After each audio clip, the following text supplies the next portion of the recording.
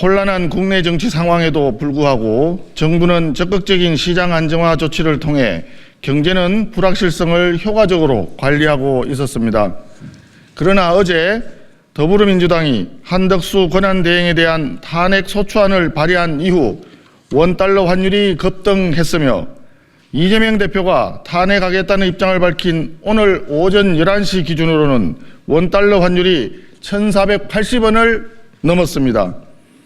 2008년 글로벌 금융위기, 1997년 IMF 위기에 비견되는 대단히 엄중한 상황입니다. 급격한 환율 상승은 원자재와 에너지 대부분을 수입에 의존하는 우리 경제에 치명상을 입힐 우려가 큽니다.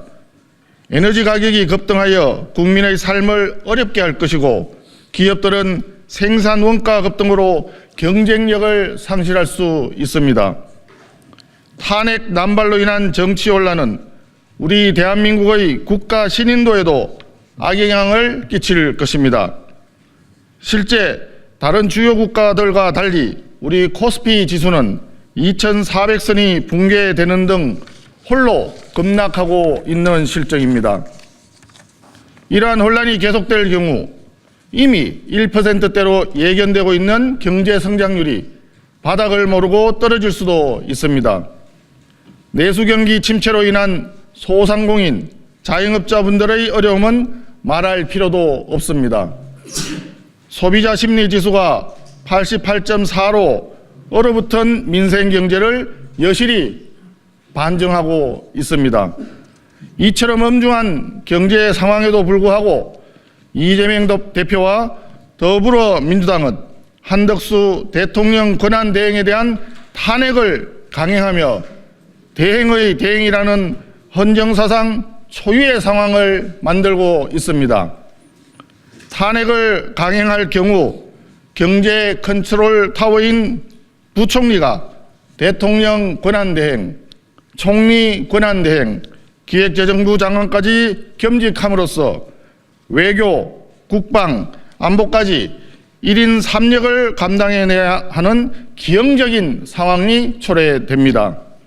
정상 국가에서는 상상조차 하기 어려운 일입니다. 이처럼 위태로운 체제에서 트럼프의 관세 폭탄이라는 외부 불확실성까지 발생하면 제2의 IMF 위기는 우려가 결국 현실이 될지도 모르는 상황입니다. 하지만 더불어민주당은 국무위원을 줄 탄핵하겠다는 급박을 여전히 굽히지 않고 있습니다. 나라 경제가 결단이 나더라도 어떻게든 조기 대선 정국을 만들어 이재명만을 지키겠다는 속셈이 아니고 무엇이겠습니까? 더불어민주당이 국정 안정에 조금이라도 진심이라면 한덕수 권한대행에 대한 탄핵 소추부터 당장 중단해야 합니다.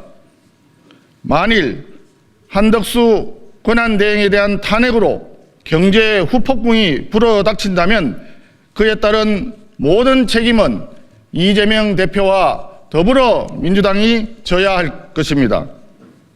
부디 대외적으로 신인도가 높은 한덕수 권한대행이 경제 살리기에 매진할 수 있도록 더불어민주당은 조속한 국정 안정에 협조해 주실 것을 강력히 촉구합니다. 2024년 12월 27일 국민의힘 기획재정위원회 위원 일동.